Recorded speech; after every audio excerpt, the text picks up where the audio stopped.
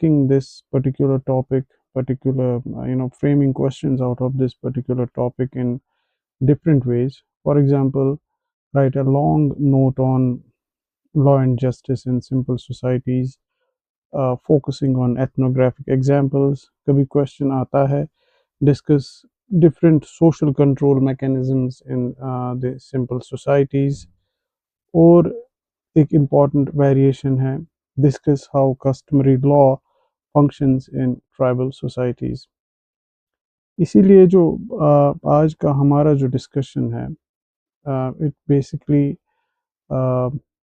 will not focus simply upon definition, और हम रटा नहीं मारेंगे definition क्या है, या फिर मतलब we will not be going into the rote learning, but we will understand this particular topic in a way that whenever a question is framed out of this particular topic, you will be able to answer this particular question, the question out of this particular topic in a very confident manner.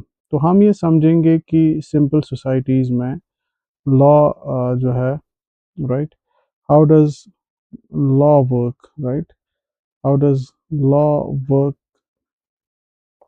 in simple societies? Firstly, we will look into it. Then we will talk about how justice is delivered in a simple society, social control कैसे maintain होता है, और ethnographic examples के through हम ये समझेंगे कि जो एथनोग्राफिक एग्जाम्पल्स हैं उनके थ्रू किस तरीके से ये mechanism of law and justice, how does it operate.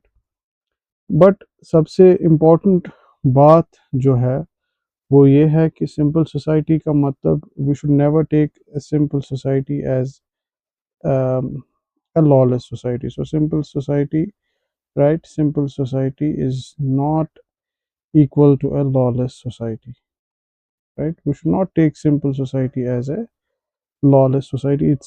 This particular argument is the central argument of this topic, right?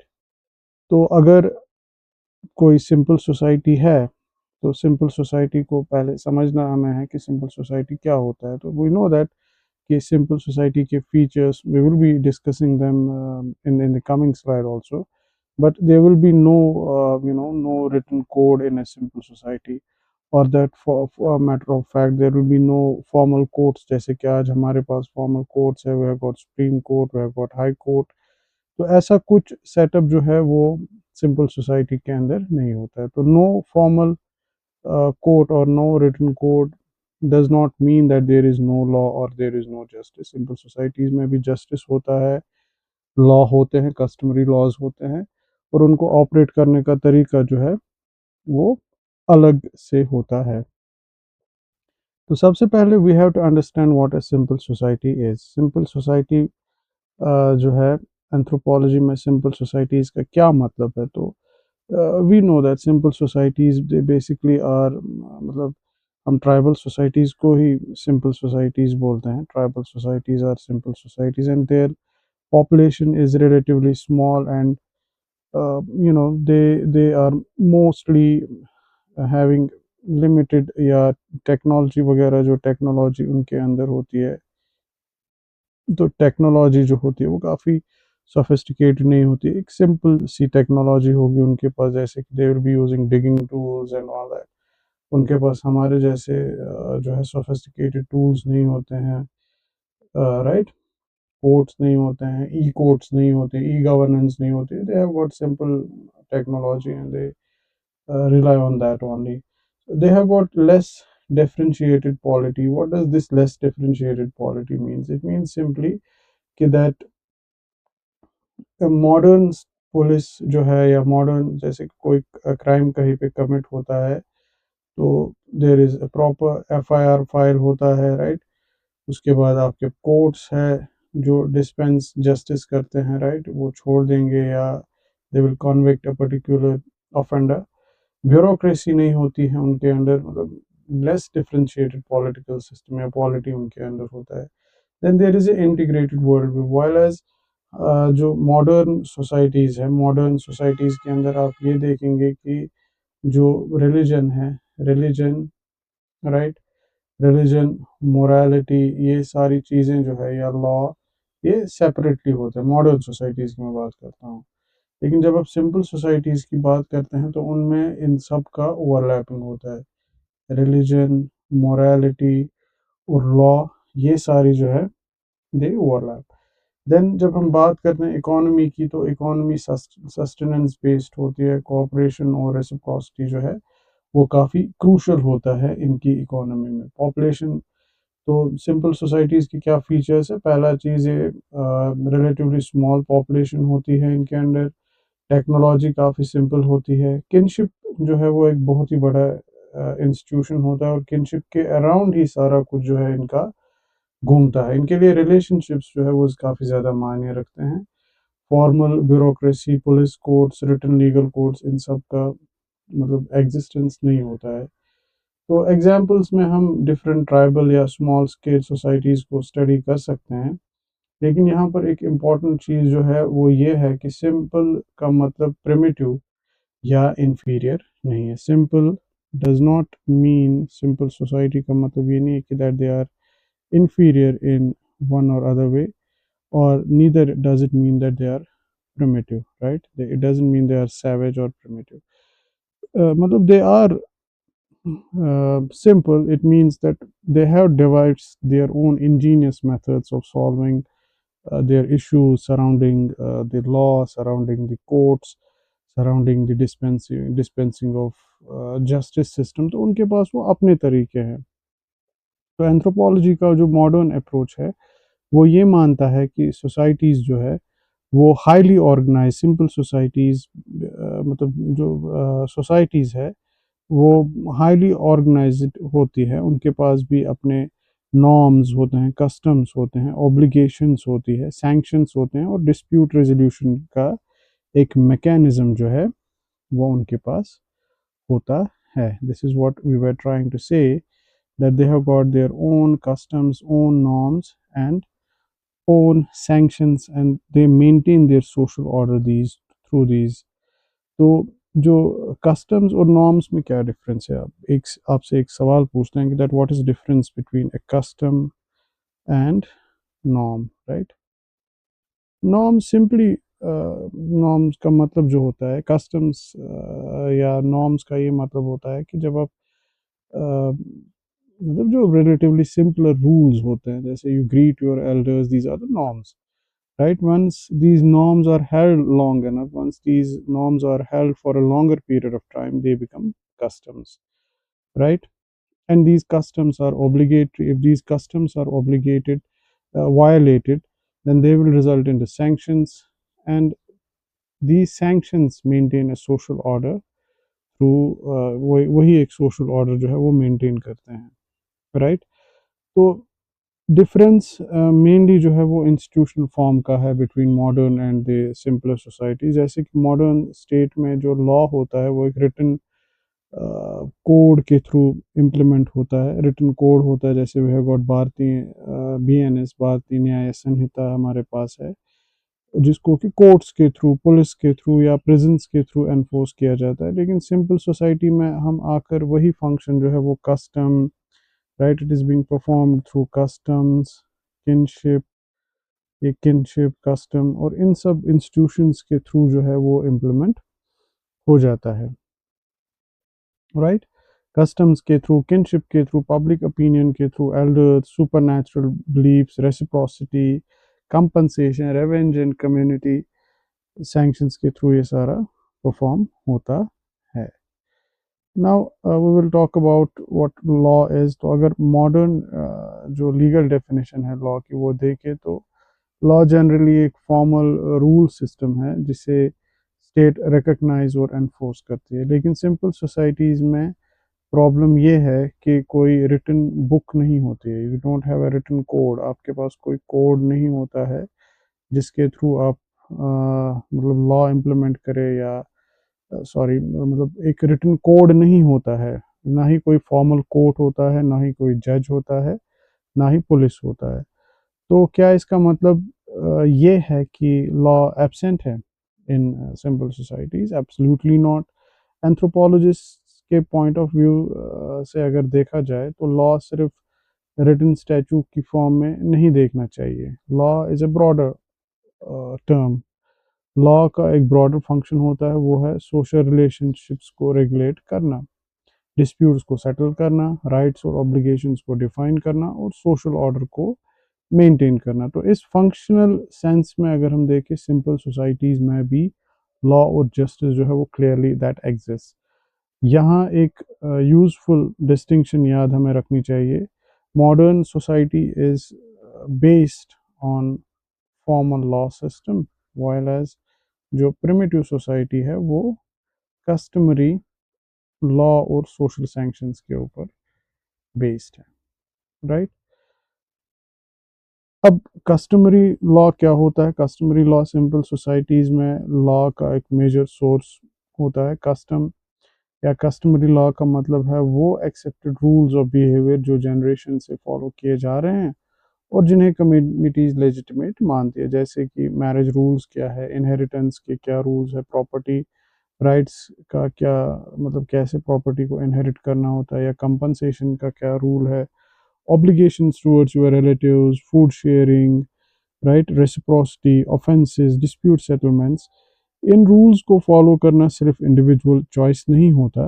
अगर कोई person repeatedly accepted norms violate करता है तो कम्युनिटी उसके अगेंस्ट डिफरेंट सैंक्शंस यूज़ कर सकती है। यहाँ हमें समझना है फिर सोशल कंट्रोल का कॉन्सेप्ट क्या होता है। तो सोशल कंट्रोल जो है, सोशल कंट्रोल का मतलब है कि सोसाइटी के मेंबर्स को एक्सेप्टेड नॉर्म्स के अकॉर्डिंग ही बिहेवियर करना चाहिए, और अगर नहीं करता है कोई तो उसको फिर रेगुलेट करना पड़ता है। तो रेडिक्लिफ ब्राउन ने इस कंटेक्स्ट में सोशल सैंक्शंस पर एम्फेसिस दिया। रेडिक्लिफ ब्राउन जो है उनके हिसाब से there are two types of sanctions, there are positive sanctions and there are negative sanctions. अब पॉजिटिव सैंक्शन सोसाइटी में क्या होते हैं और नेगेटिव क्या होते हैं वो तो मतलब इट्स सेल्फ एक्सप्लेनेटरी कि पॉजिटिव सैंक्शन का मतलब होता है socially approved behavior, right? When you praise somebody, when you reward somebody, when you honor somebody, when you publicly appreciate somebody, these actions will result into positive sanctions, or people will stick to these behaviors. And when somebody doesn't stick through these methods, then there are negative sanctions, which is disapproval of deviance. There is ridicule, you are publicly ridiculed, you are criticized, you are isolated, and you have to pay compensation or face punishments, right? तो negative sanction का मतलब है unacceptable behaviour को discourage करना, which we said कि ridicule के through, criticism के through, isolation के थ्रू, रिवेंज के थ्रू, एक्सपल्शन के थ्रू, इसे हम इस तरीके से एक फॉर्मूला याद रख सकते हैं कि नॉर्म का जो अगर किसी ने नॉर्म को वायलेट किया, right, there are norms in simple societies, अगर उन नॉर्म्स को वायलेट किया गया, right, if they are being violated then they will result into sanctions, right? These sanctions ultimately result into social control। एक मतलब आप चक्र सा मान लीजिए कि नॉर्म्स होते हैं, उनको वायलेट करता है तो सैंक्शंस होते हैं, सैंक्शन के थ्रू सोशल कंट्रोल मेंटेन होता है। तो सोशल कंट्रोल जो है वो सिंपल सोसाइटीज़ में मतलब क्यों एक तरीके से हम कह सकते हैं कि क्यों इम्पोर्टेंट है। अब ये क्वेश्चन भी आता है कि ये क्यों इम्पोर्टेंट है। तो इसके तीन रीजंस हैं। पहला, जो सिंपल सोसाइटीज़ होती हैं they are very small population. ये इफ़ेक्टिव क्यों रहता है? क्योंकि जो सिंपल सोसाइटीज़ में पॉपुलेशन मतलब मान लीजिए 500,000 लोग होते हैं, तो they are mostly familiar with one another. वो एक दूसरे को जानते हैं, एक दूसरे को अच्छी तरीके से पहचानते हैं। तो इसीलिए बिहेवियर पब्लिक नॉलेज बन जाता है। तो आपका जो बिहेवियर है, आपने कैसे बिहेव किया एक पर्टिकुलर सिचुएशन में, वो पब्लिक नॉलेज बन जाता है। तो दूसरा है किनशिप। किनशिप सोशल ऑर्गेनाइजेशन का एक सेंट्रल प्रिंसिपल होता है। आपके रिलेटिव्स ही आपके इकोनॉमिक पार्टनर्स, पॉलिटिकल सपोर्टर्स और कॉन्फ्लिक्ट एलाइज हो सकते हैं। देयरफॉर एक इंडिविजुअल का रॉन्ग बिहेवियर सिर्फ उस इंडिविजुअल को अफेक्ट नहीं करता, बल्कि उसका इम्पैक्ट पूरे एक किन ग्रुप पर पड़ सकता है। तो तीसरा है इंटरडिपेंडेंस। सिंपल सबसिस्टेंस इकोनॉमीज में कोऑपरेशन बहुत इंपॉर्टेंट है। जैसे hunting, agriculture, exchange, food sharing और प्रोटेक्शन में जो लोग हैं वो एक दूसरे के ऊपर डिपेंडेंट होते हैं। तो इसीलिए सोशल बायकॉट या रेसिप्रोसिटी जो है वो काफ़ी इफेक्टिव साबित होता है, क्योंकि आपको एक किन ग्रुप से ही बाहर कर दिया तो उसकी वजह से फिर आपके ऊपर भी बहुत इम्पैक्ट पड़ेगा। अब आते हैं जस्टिस डिलीवरी की पहले स्टेज पे। तो पहला स्टेज मतलब ये जस्टिस डिलीवर्ड मतलब पहला तो हमने देखा है कि लॉ होता है, उस लॉ की वायलेशन होती है। अब है जस्टिस डिलीवरेंस। तो जस्टिस डिलीवरेंस के कुछ स्टेप्स हैं। पहला, identify the wrong, then decide responsibility, then sanction और कंपनसेशन, तीसरा reconciliation and maintain social equilibrium. अब आते हैं कि how do you establish whether someone is guilty और नॉट। अब मॉडर्न सोसाइटीज़ में जो है, मॉडर्न सोसाइटीज़ में you have got forensic evidence, you have got you know courts, you have got police, you have got crime branch, you have got plethora of options जिसके through आप evidence collect कर सकते हैं। लेकिन simple societies में आप ऑर्डील्स के ऊपर, राइट, ऑर्डील्स के ऊपर, ओरेकल्स के ऊपर, फाइन, और या ओथ्स, ये तीन चीज़ें हैं जिनके थ्रू आप एविडेंस या किसने गलत किया उसको आप पकड़ सकते हो। तो एक मालर का एग्जाम्पल दिया गया है, या मालर का एक एग्जाम्पल हम लेंगे, जहाँ पर एक एक्यूज्ड पर्सन को सेक्रेड ऑर्डील से गुजरना पड़ सकता है। फॉर एग्जांपल, जो बंदे को आपने चोरी करते हुए पकड़ लिया, तो उसको बोला जाता है कि आप अपनी जीप को रेड हॉट सेक्रेड एक्स को जो है वो लगाएं, लिक करें उसको। बिलीफ ये है कि अगर कोई पर्सन इनोसेंट होगा, विच इज़ रिडिकुलस ऑब्वियसली, तो सुपर नेचुरल पावर प्रोटेक्ट करेगी।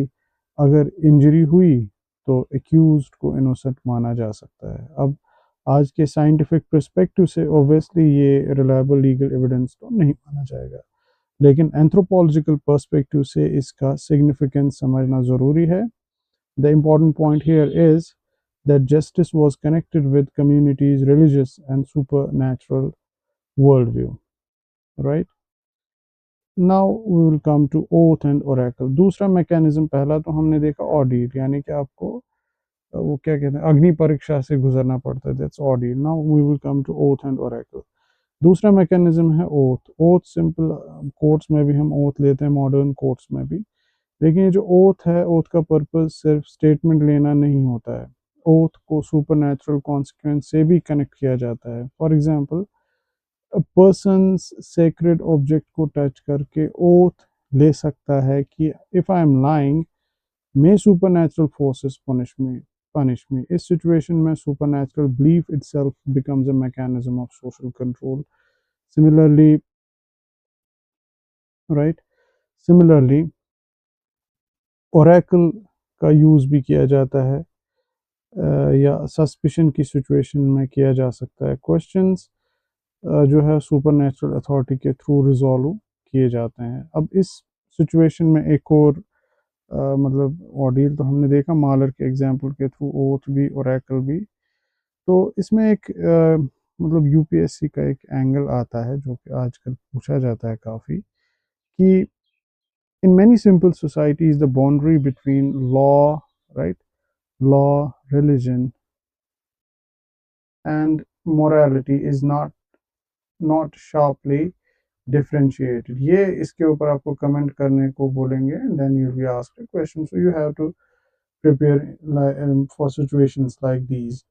मॉडर्न सोसाइटी में लॉ और रिलीजन सेपरेट इंस्टीट्यूशंस हो सकते हैं, लेकिन सिंपल सोसाइटी में you have to see that there is a overlap of custom, morality, religion and law, which we have already talked about.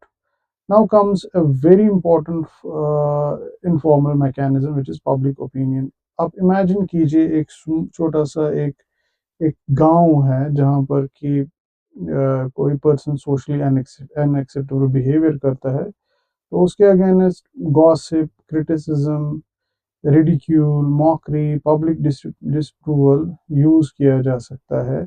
ये apparently simple punishment लगता है but actually it can be extremely powerful weapon. क्यों? क्योंकि individual जो है की social identity वो community के साथ डीपली कनेक्टेड होती है।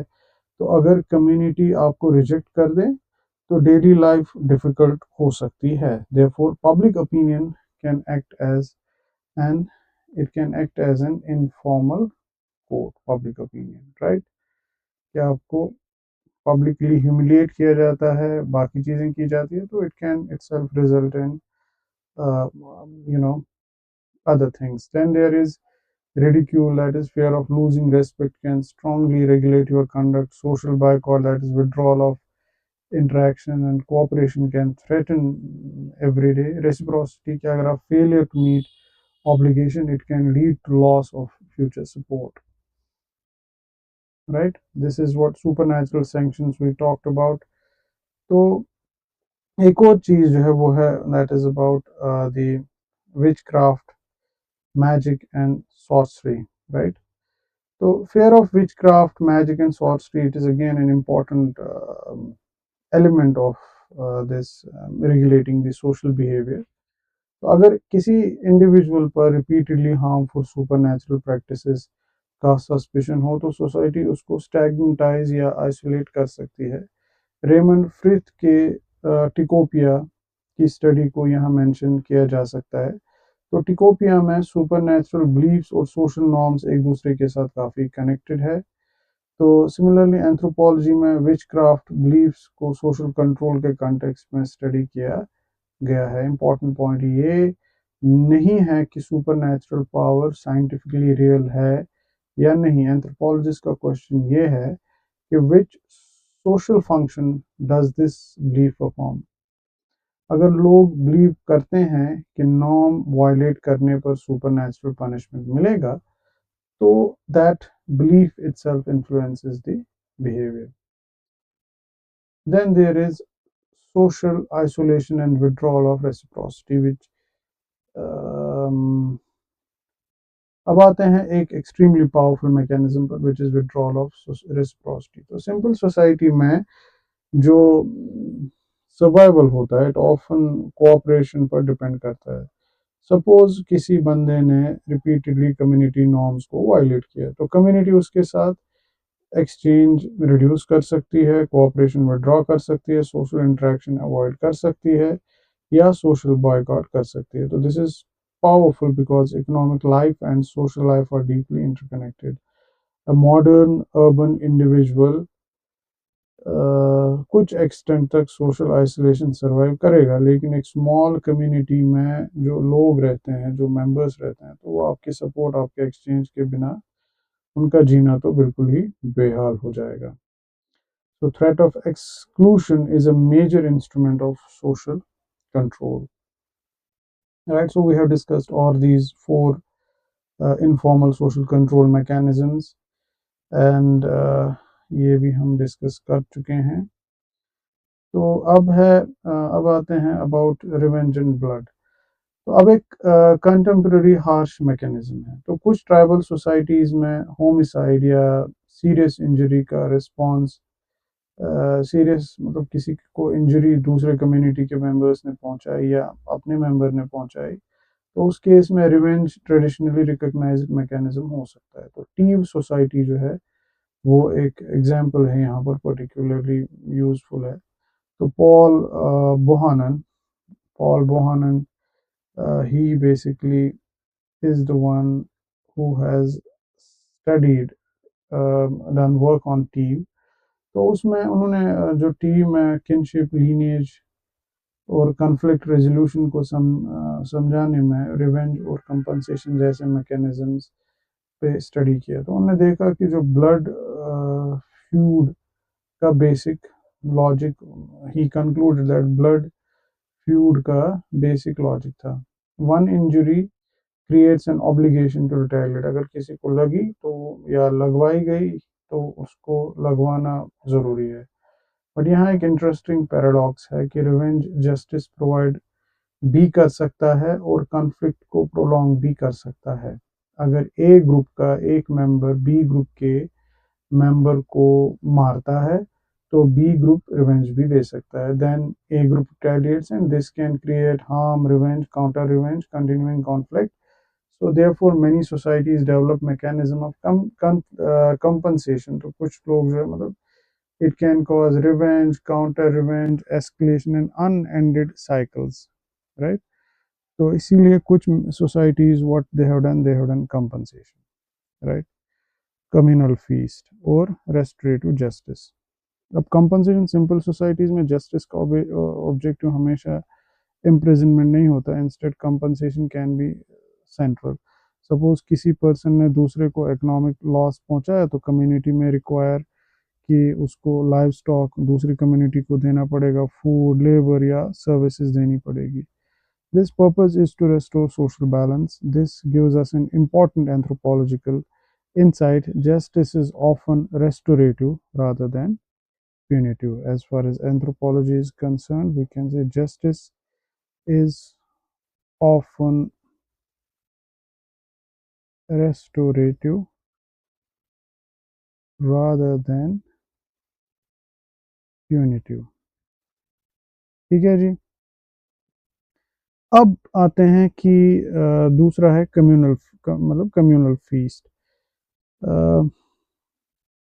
मॉडर्न क्रिमिनल जस्टिस में पनिशमेंट पर स्ट्रॉन्ग एम्फेसिस हो सकता है. सिंपल सोसाइटीज़ में क्वेश्चन हमेशा ये उठता है कि हम किस तरीके से सोशल हार्मनी को रेस्टोर कर सकें rather than how do we punish offender. तो now we will come to communal feast. तो मैं जो एक फाइन में take form of a communal feast की मतलब अगर किसी ने कोई नॉर्म को वायलेट किया तो उसको हम कह सकते हैं कि आप सबको खाना खिलाओ, 50-60 लोगों को खाना खिलाओ. तो it can also result in या कम्युनिटी सर्विस परफॉर्म करनी पड़ सकती है या उसको ड्यूअल फंक्शन है कि first compensation and second reconciliation.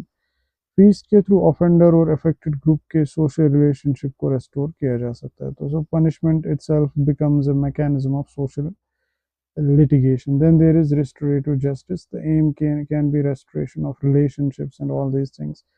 तो ये सारा जो है it is all about the